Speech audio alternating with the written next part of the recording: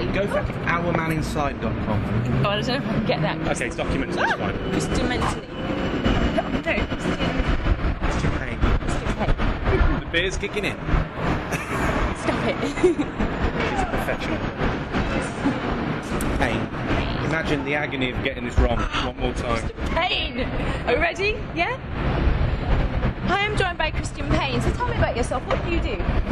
I'm a blogger, a podcaster, a photojournalist, social media mongrel. And what sort of things do you blog about? You name it, I'll do a little bit of tech. I did something in Jordan for the United Nations, refugees and the mass exodus of populations during potentially illegal wars.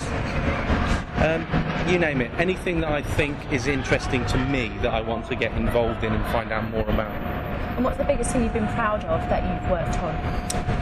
The biggest thing I've been proud of are the smallest things. It's when somebody comes up to me and says, oh my god, I've been following what you've been doing and I really want to have a go at citizen journalism, I really want to have a go at social media for me to hopefully inspire.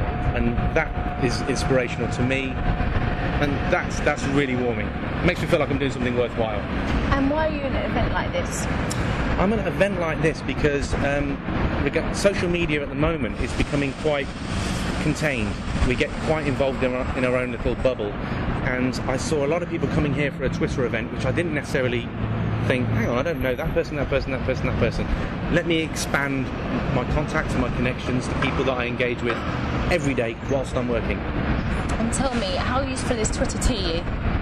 95% of my work comes through Twitter. I would say that before Twitter I was maybe a little bit more isolated in what I was doing. After Twitter, I don't know, I'm connected to everything. And can you see Twitter reaching the mainstream? If it hasn't already? Well, to a certain extent, it might not be Twitter, but I do think there will be more transparency, at least I hope so, and more kind of let's say, a democratisation of what we want to get involved in. We are very self-moderating. If I don't like you, I won't follow you. If I don't like your product, I'll tell you about it. The more companies get on Twitter, the better, we can be honest. So, yeah, I really hope so. It's spreading a little bit like a smouldering fire. People are scared of technology, but the next generation that comes along, we're going to adopt microblogging, and the skill will be in filtering out just what you want to be a part of. Well, as a fellow journalist, you mentioned sort of like blogging that you do in photojournalism, and you mentioned Jordan as well, so you travelled to these countries. Can you tell me a bit about some of that work?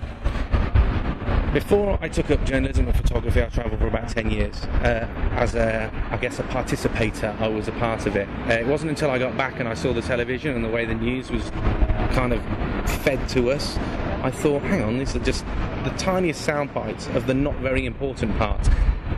So I wanted to have a look for myself. So I really think social media has a massive, massive place in citizen journalism in general. Don't shout at the telly anymore. Go out there, have a look for yourself. Everybody's got a mobile phone in their pocket, 99% of the population. Most of them have a camera. Just use it. Use it. Do it. Thank you very much.